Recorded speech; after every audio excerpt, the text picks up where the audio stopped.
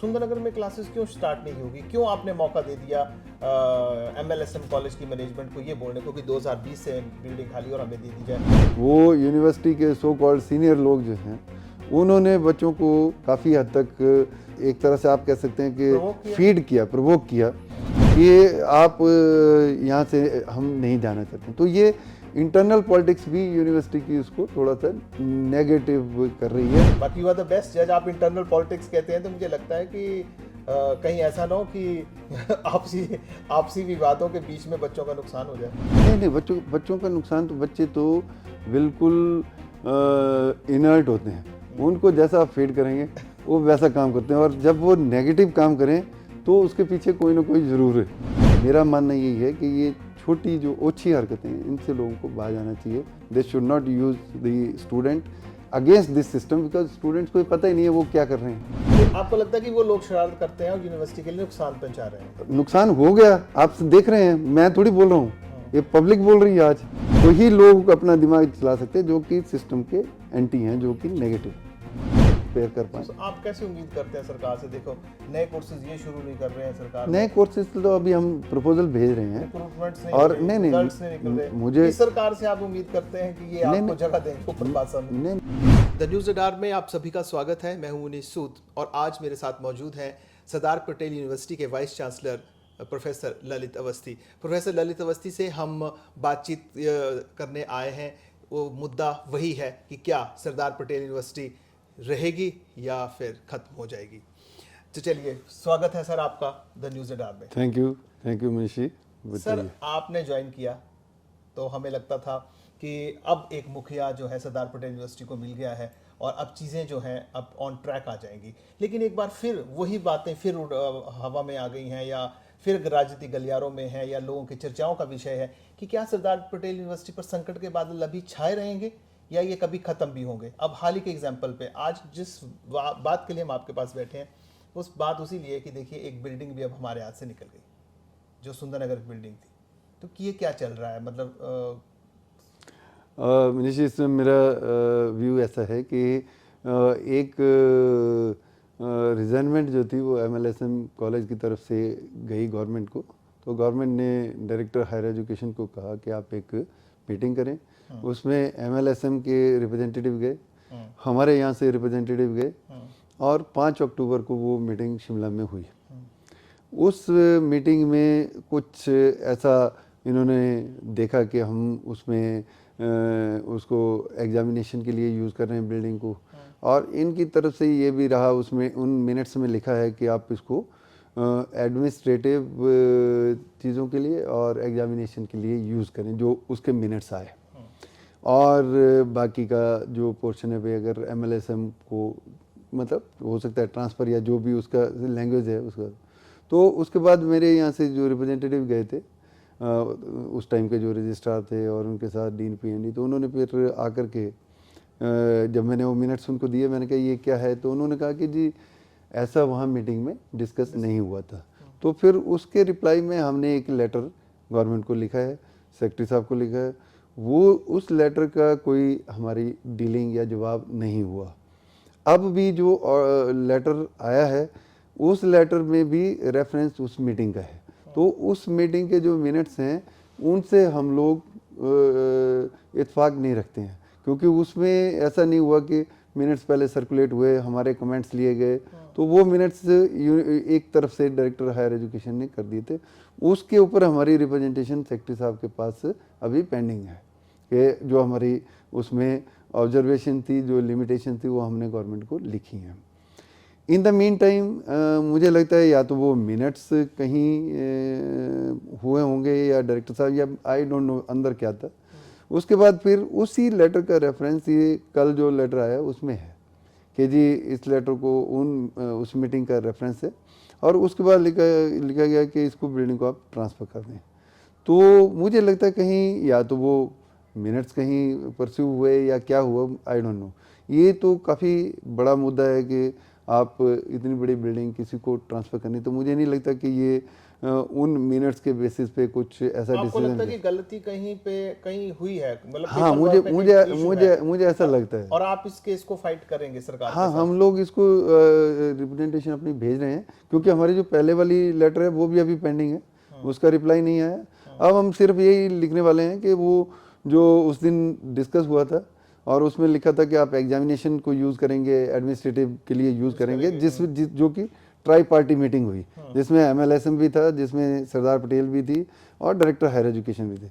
तो उसके मिनट्स भी अभी वो इम्प्लीमेंटेशन में है और साथ में ये लेटर आना, तो थोड़ा सा ये आपस में भी कॉन्ट्राडिक्टरी है। तो हम इसको सेक्रेटरी साहब को रिप्रेजेंट करने जा रहे हैं कि ये जो मिनट्स थे इसको हम मानते नहीं हैं, तो इन्हीं मिनट्स के ऊपर जो हमारे ऑब्जेक्शन है उनको तो रिजॉल्व नहीं हुए। उसके बावजूद हमारा जो अल्टीमेटली ये था, एक ट्रांसफ़र का ऑर्डर आया है, तो इसको एक बार काइंडली देखा जाए कि क्या ये सही में ठीक ऑर्डर है या इसमें कोई त्रुटि है, तो फिर उसको रिफाइन। सरदार मैडम, कहने की बात यह है कि सरदार पटेल यूनिवर्सिटी इस विषय को अब सेक्रेटरी सरकार के समक्ष उठा रहा है कि, और आप इसे अब जाने नहीं देंगे, कोर्ट में जाएंगे आप। अगर सरकार फिर भी अगर आपको परेशान करती है या जिद करती है या आदेश आपको इस तरह से आते हैं कि नहीं हम इस बिल्डिंग को लेंगे, आप कोर्ट में जाएंगे? नहीं, मेरा मानना ऐसा है कि अभी जो चीज़ें हुई नहीं है उनके ऊपर कमेंट करना इट इज़ टू अर्ली। हाँ, तो मुझे ये लगता है कि हमारा जो अपना पक्ष है हमें वो गवर्नमेंट के सामने रखना चाहिए। तो उसके लिए मैंने अपना जो हमारे एक्चुअली रजिस्ट्रार भी, अब ADM का चार्ज भी है, तो वो आज बिजी थे, तो उनको मैंने बोला कि एक फैक्ट बेसिस पे आप इसका पूरा डिटेल बना दें। और इसमें ठीक है, गवर्नमेंट अगर इस बिल्डिंग को या बाकी बिल्डिंग्स को भी ट्रांसफ़र करना चाहती हैं, तो SPU के लिए क्या फ्यूचर है, क्या हमें वो जो लैंड है हमारी वो दी जा रही है, या क्या हमारा कोई प्रोविज़न इस तरह का है कि यूनिवर्सिटी वहाँ कंस्ट्रक्ट हो रही है या क्या हो रही है। क्योंकि एक वन साइडेड तो आप कर सकते हैं कि इसको दे दो इसको, लेकिन क्या यूनिवर्सिटी के ऊपर कोई डिसीजन है या कुछ है, तो वो चीज़ें इस लेटर से क्लियर नहीं है। अवश्य जी, यही बातें हैं जो जनता में एक चिंता छोड़ के जा रही हैं, जिसके लिए जो खासकर मैं सभी पूरे प्रदेश की बात तो नहीं करता, लेकिन हाँ मंडी के लोगों की इस यूनिवर्सिटी के लिए एक इमोशनल अटैचमेंट है और वो चिंतित हो जाते हैं जब इस तरह की बात उठती है। मेरा पर्सनल व्यू ऐसा है कि जब यूनिवर्सिटी यहाँ बनी है और प्रेजेंट गवर्नमेंट ने ही यहाँ वाइस चांसलर अपॉइंट किया है, तो मुझे तो लगता है कि यूनिवर्सिटी के फ्यूचर के ऊपर तो कोई क्वेश्चन नहीं होना चाहिए। अगर गवर्नमेंट को ये था कि हमने यूनिवर्सिटी के साथ कुछ करना, तो वो वाइस चांसलर क्यों लगाते हैं? ये मेरा वही बात होगी ना। अब सर, जब से आप आए हैं, देखिए पीछे की बातें अगर हम ना भी करें, जब से आप आए हैं तो देखिए एक के बाद एक, देखिए EC की मीटिंग नहीं हो रही है, FC की मीटिंग नहीं हो रही है। नहीं, FC की मीटिंग हो गई है और EC की मीटिंग के लिए भी मैंने बोला है, अभी हम हमारे टाइम तो हमारे रजिस्ट्रार लेंगे, तो EC की मीटिंग भी हो जाएगी। तो ऐसा नहीं है कि एकेडमिक काउंसिल चीजें मेरे जो सूचना मेरे तक है उसमें अप्रूव तो कुछ भी नहीं किया आपके। नहीं, FC में कुछ पॉइंट हमारे अप्रूव हुए हैं, कुछ पॉइंट पेंडिंग है जो गवर्नमेंट का डिसीजन है, तो उनको गवर्नमेंट के साथ टेकअप किया है हमने। तो मुझे लगता है ऐसा कि मतलब चीज़ें आ रही हैं, लेकिन थोड़ा टाइम, जो इनिशियल फेज़ में यूनिवर्सिटी में चीज़ें होनी चाहिए थी, जैसे कॉन्स्टिट्यूशन था, एकेडमिक काउंसिल, बाकी चीज़ें, वो चीज़ें कंस्टिट्यूट नहीं हुई। तो मेरे आने के बाद थोड़ा सा उन चीज़ों का हमें ये एक तरह से टाइम जो है हमारा बढ़ गया, क्योंकि पहले हमने उनको अप्रूवल ली, फिर उसके बाद वो मीटिंगें की, तो बैठकें हुई हैं, और हमने सेल्फ फाइनेंस बेसिस पे अब नए कोर्सेज़ की प्लानिंग की है। तो वो कोर्सेज़ हम सुंदरनगर में भी चलाना चाह रहे हैं, बासा में भी, पद्धर में भी, तो वो प्रपोजल भी रेडी है ऑलमोस्ट, वो भी गवर्नमेंट को जाएगी। तो मेरा मानना ये है कि आज की स्थिति को देखते हुए यूनिवर्सिटी इस कंडीशन में नहीं है कि कोई भी बिल्डिंग हम दे पाएँ, क्योंकि हमारे पास रुस्सा की 20 करोड़ की ग्रांट है, जो कि फिर डायरेक्टर हायर एजुकेशन उसको एग्जीक्यूट कर रहे हैं, तो उनका प्रेशर कि आप इक्विपमेंट खरीदें, फर्नीचर खरीदें। तो वो सारी चीज़ें हमने, क्योंकि सुंदरनगर कैंपस हमारे पास है और यहाँ तो एक रूम भी अवेलेबल नहीं है, तो सारी चीज़ें जो है उसी को देख के प्लानिंग हुई। अभी ऑर्डर हो गया है, तो वो फर्नीचर और वो सारी चीज़ें कहाँ जाएंगी? कि आज तक यूनिवर्सिटी, चलिए आपको भी आया, अब काफ़ी समय हो गया, सुंदरनगर में क्लासेस क्यों स्टार्ट नहीं होगी, क्यों आपने मौका दे दिया MLSM कॉलेज की मैनेजमेंट को ये बोलने को कि 2020 से बिल्डिंग खाली और हमें दे दी जाए, आप क्लासेस शुरू नहीं करेंगे तो नेचुरली जिसके जगह पे ये आप जो बिल्डिंग बनाएंगे। ये जो 2020 वाला है, ये जो यूनिवर्सिटी को बिल्डिंग मिली है, ये मिली है अक्टूबर 22 में। 22 में, वो 2020 उसमें लेटर में हाँ, लिखा है। लेटर वो में अपोज नहीं हाँ, किया वो होगा। भी जो हमारे पास आया है वो तो 22 में आई है। हाँ 22 में। अक्टूबर 22 के बाद वहाँ पे हमारा एग्जामिनेशन सेल पूरा वहीं है। 50,000 बच्चों का पूरा रिकॉर्ड है वहाँ पे। अब आज की डेट में अगर रिवोल्यूशन होनी है, सब कुछ होनी है, तो वो सारा डाटा वहाँ से हम एक्सट्रैक्ट करते हैं। उसके बाद जब मैंने टेक ओवर किया तो मैंने ये चाहा कि इस सेमेस्टर के शुरू होने से पहले कि वहाँ पे हम कुछ क्लासेस शुरू करें। तो उसमें हमने 2 डिपार्टमेंट को यहाँ से शिफ्ट करने के ऑर्डर मैंने इशू किए हैं। ऑर्डर की कॉपी आप देख सकते हैं। तो यहाँ पर इंटरनल पॉलिटिक्स जो है, वो यूनिवर्सिटी के सो कॉल्ड सीनियर लोग जो हैं, उन्होंने बच्चों को काफ़ी हद तक ये एक तरह से आप कह सकते हैं कि फीड किया, प्रोवोक किया कि आप यहाँ से हम नहीं जाना चाहते। तो ये इंटरनल पॉलिटिक्स भी यूनिवर्सिटी की उसको थोड़ा सा नेगेटिव कर रही है, बिकॉज अगर उस टाइम वो ऑक्यूपाइड हो जाता है तो मुझे लगता है कि वहाँ पे कोई स्पेस ही नहीं था। तो वहाँ पे बच्चों को एक पर्टिकुलर इसके बच्चे थे, वो आए यहाँ पे और उन्होंने बोला जी आपने ऐसे कैसे ट्रांसफ़र कर दिया, हम कैसे जा सकते हैं, वहाँ इंफ्रास्ट्रक्चर नहीं है। इंफ्रास्ट्रक्चर के लिए हमने जो यहाँ पे वो पर्टिकुलर ब्रांच के लोग थे, उन्हीं के मैंने कहा आप यहाँ से फ़िलहाल उनको क्लास लगाने के लिए आप डेस्क ले जाएं और लेबोरेटरी का सामान ले जाएं ताकि वहाँ शुरू हो जाए। तो अगर वो शुरू हो जाता तो वो बहुत अच्छा होता है। लेकिन क्या है, वो बच्चे जो हैं वो उन सब टीचरों के पास जाके अपनी वो डेली जाके वहाँ रूटीन में हाजिरी लगाते हैं और वही लोग आकर के फिर उनको उन्हीं से इसको अपोज कराया इस मूव को। अदरवाइज आज हम बहुत ही सेफ पोजीशन में होते, क्योंकि यहाँ ऐसी पोजीशन है कि कुछ क्लासेस ऐसी लग रही हैं जैसे हम मॉर्निंग में क्लासेस लगाते हैं, फिर दूसरी क्लासेस उसी रूम में सेकंड हाफ में लगती हैं या 11 बजे के बाद लगती हैं। तो वो बच्चे वहाँ जाने को बहुत उत्सुक थे कि हम जाके वहाँ लगाएं। और कुछ जगह पे ऐसे जैसे आपने देखा होगा मांडव कम्प्लेक्स में क्लासरूम इतने अच्छे नहीं हैं, तो बिल्कुल मॉडर्न क्लासरूम जो बने हैं और आज तक हम इक्विपमेंट वगैरह नहीं ले पाए, ये भी एक रीज़न है, क्योंकि वो वहाँ इंस्टॉल कैसे करेंगे। तो वो हम चाहते थे कि हम नए कैंपस में उसको इंस्टॉल करें, लेकिन अब हमने फर्नीचर बाकी चीज़ों का ऑर्डर कर दिया है। तो आपने एक बड़ी बात कही है कि वहाँ क्लासेस शुरू हो सकती थी, हाँ सुंदरनगर में, बिल्कुल, लेकिन आपकी यूनिवर्सिटी के अंदर ही जो इंटरनल पॉलिटिक्स है वो बड़ा ज्यादा है। बिल्कुल। तो इशारा कहाँ है आपका? मेरा इशारा खासकर सीनियर लोगों के ऊपर है, जो आपसे सीनियर कौन है यहाँ पे? मेरे से सीनियर तो कोई नहीं है, तो मुझे मानते हैं तो फिर तो बात आपसे सीनियर कौन है? मेरे से सीनियर कोई नहीं है, यूनिवर्सिटी में आपसे सीनियर तो कोई हाँ, नहीं हो मेरे से सकता। सीनियर कोई नहीं है। तो मैं तो मेरा कहने का मतलब ये है कि जब भी कोई भी इंडिविजुअल जो है वो अपने आप को सिस्टम से ऊपर ले जाता है, वो आदमी फिर उसको, वो आदमी जो भी है ही और शी वो फिर उस सिस्टम को डैमेज करता है। आपका इशारा सीधे सीधे pro vice chancellor Anupama Singh पर है? नहीं, ऐसा तो नहीं मैंने कहा, ये तो आप अपने वर्ड मेरे मुंह में डालना चाह रहे हैं है ना। देखिए, लेकिन जिन लड़कों ने वहाँ जाने का अपोज किया, उन्होंने यहाँ प्रो वीसी का नाम भी लिया कि जी उनके टाइम पे भी शिफ्ट नहीं कर पाए क्योंकि वहाँ पे इंफ्रास्ट्रक्चर नहीं था, तो आप कैसे शिफ्ट कर सकते हैं, ये बच्चों ने कहा है, जो कि रिकॉर्डेड फॉर्मेट में है। नहीं, उन्हीं बच्चों से जब मैंने बात की हाँ। तो वो तो उनके काफी प्रेज करते हैं। वो कहते हैं जी यूनिवर्सिटी को अगर खड़ा किया है तो उसमें प्रोफेसर अनुपमा सिंह का बहुत बड़ा रोल है। देखिए, यूनिवर्सिटी को जो S2 स्टेटस उन्होंने दिलवाया है और ये जो पैसा 20 करोड़ है वो भी मैडम कहती हैं। देखिए, मैडम से मैंने ऑन कैमरा ये बात सुन करवाई है, मैं नहीं कह रहा हूँ अपने मुंह से, ऑन कैमरा मैडम ने कहा है कि जो 20 करोड़ रुपया है ये मैं लेकर आई हूँ। ये जो सुंदरनगर की बिल्डिंग है आज, जिसकी जो कंट्रोवर्सी में पड़ गई है, वो मैडम कहती है कि वो मेरे अपने रिसोर्सेज से, मेरी मेहनत से ही यूनिवर्सिटी को हासिल हुई है, and that is a very important building. तो मुझे नहीं लगता कि जिस व्यक्ति ने इतनी मेहनत इस यूनिवर्सिटी को खड़े करने में की हो, वो कभी यूनिवर्सिटी के लिए कोई गलत काम करेगा।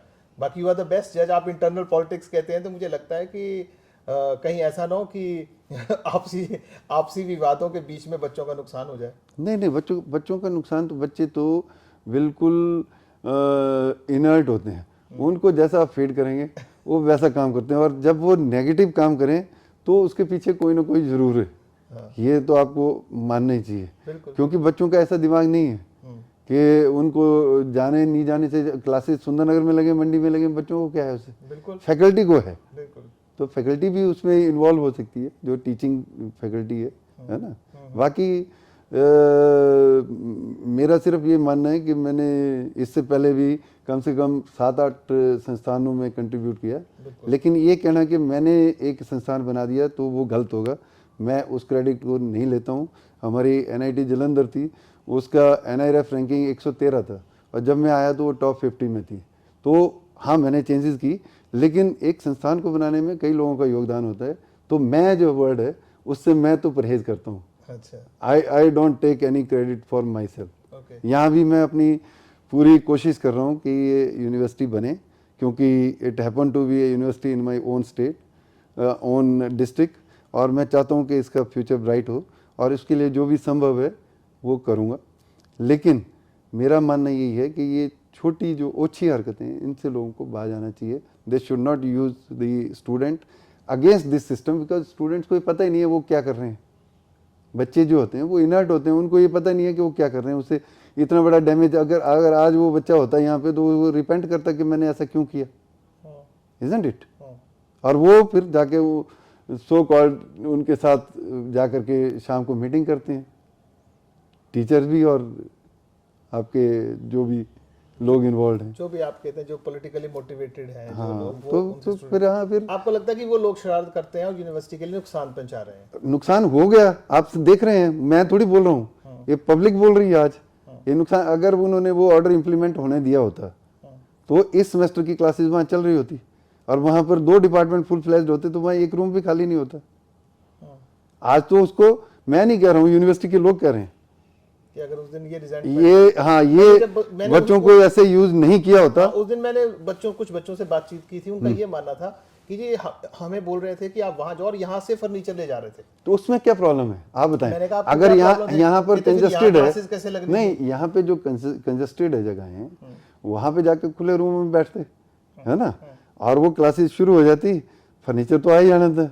फर्नीचर की तो अभी भी ऑर्डर हुआ है, फर्नीचर आ जाएगा, है ना। तो ये चीजें होती हैं, ये सिर्फ वही लोग अपना दिमाग चला सकते हैं जो कि सिस्टम के एंटी हैं, जो कि नेगेटिव है।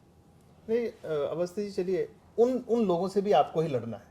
मैं इंटरनल नहीं, आपको लग रहा है कि गड़बड़ कर रहे हैं, यूनिवर्सिटी को चलान नहीं दे रहे हैं, तो उसका खिलाफ भी आप ही लड़ेंगे। हाँ, उसमें क्या होता है कि जो आप चाहते हैं, जो आगे करने यूनिवर्सिटी को आगे ले जाना चाहते हैं, वो डिले हो जाता है। आज की डेट में हम फिर वहाँ पे हैं, फिर हमने कर रखा है कि हमने डिपार्टमेंट शिफ्ट करने हैं, वहाँ का फर्नीचर हमने ऑर्डर कर दिया है, आज भी वो काम हुआ, लेकिन कितने दिनों के बाद, अब उसके बीच में 4-5 महीने का गैप चला गया। अब आप कैसे तसल्ली दिलवाएंगे लोगों को, प्रदेश के लोगों को, विशेष तौर पर मंडी के लोगों को, और ये जहाँ जो इसके साथ जुड़े हैं यूनिवर्सिटी से, कि देखिए एक बासा में आपकी बिल्डिंग है, एक दरंग में हमारी बिल्डिंग है, सुंदरनगर में तो चलो कंट्रोवर्सी अब पड़ी गई है, तो आगे सरकार ना ले, इसके लिए क्या एफर्ट्स आप कर रहे हैं? आप कितनी बार मुख्यमंत्री से मिले, कितनी बार आप गवर्नर से मिले, और कितनी बार आपने ये यूनिवर्सिटी के इन मुद्दों को उनके समक्ष रखा? मैं CM साहब से भी मिला हूँ, मुझे लगता है 2-3 बार मुलाकात हुई है, और सेक्रेटरी साहब से भी मैंने डिस्कस किया है। गवर्नर साहब तो जानते ही हैं, उनसे मुलाकात होती रहती है। और मेरा मानना ये है कि स्टेट गवर्नमेंट में जैसे एजुकेशन मिनिस्टर हैं, उनसे भी बात हुई है, तो हम फिर से अब ये जो पॉइंट है, ये जो हम अभी आया है, इसको फिर से रेज कर रहे हैं, और उनसे अपॉइंटमेंट सीख कर रहे हैं, तो उनसे बात करेंगे और उनको अप्राइज करेंगे कि ये इम्पॉसिबल है कि अब हम इस बिल्डिंग को दे पाएँ अभी प्रेजेंट स्टेट में। हाँ, अगर गवर्नमेंट हमें वहाँ पर स्पेस दे देती है, जो बासाधार में कमिटेड है, 450 बीघे जो लैंड है, और हमारे वहाँ कंस्ट्रक्शन शुरू हो जाती है, तो हो सकता है कि आगे चल के हम इसको फिर स्पेयर कर पाएँ। तो आप कैसे उम्मीद करते हैं सरकार से? देखो, इन्होंने अपॉइंटमेंट्स, इन्होंने नए प्रोफेसर्स की नहीं की, सेकंडमेंट का काम ये नहीं कर रहे हैं, नए कोर्सेज ये शुरू नहीं कर रहे हैं सरकार। नए कोर्सेज तो अभी हम प्रपोजल भेज रहे हैं, रिक्रूटमेंट्स नहीं, और रिजल्ट्स नहीं निकल रहे। मुझे इस सरकार से आप उम्मीद करते हैं कि ये आपको जगह देंगे ऊपर बासा में? नहीं, मुझे इन परिस्थितियों में मेरा कहने का मतलब ये है कि मान लीजिए आप ये बोलें कि जी ये बिल्डिंग उसको दे दो, वो बिल्डिंग उसको दे दो, तो कुछ तो अल्टरनेट होना चाहिए ना। यूनिवर्सिटी कहाँ चलेगी? तो वो हमें बताना आप पड़ेगा, फाइट करेंगे। हमें बताना पड़ेगा जाके उनको, सेक्रेटरी हैं या एजुकेशन मिनिस्टर हैं या सीएम, उनको बताना पड़ेगा ये तो बहुत ज़रूरी है, इसके बिना यूनिवर्सिटी नहीं चल पाएगी। तो उनको पहले भी हमने बताया, लेकिन ये मुद्दा पहले था नहीं, तब हमारे पास ऐसा था कि हमारे पास स्पेस है। अभी भी एकेडमिक काउंसिल ने 5 कोर्सेज अप्रूव किए हैं, उनको हम नेक्स्ट सेमेस्टर से स्टार्ट करना चाहते हैं, तो वो प्रपोजल भी हमारी रेडी है। तो मुझे नहीं लगता कि उसमें कोई हर्डल है, तो वो कोर्सेज चलेंगे हमारे।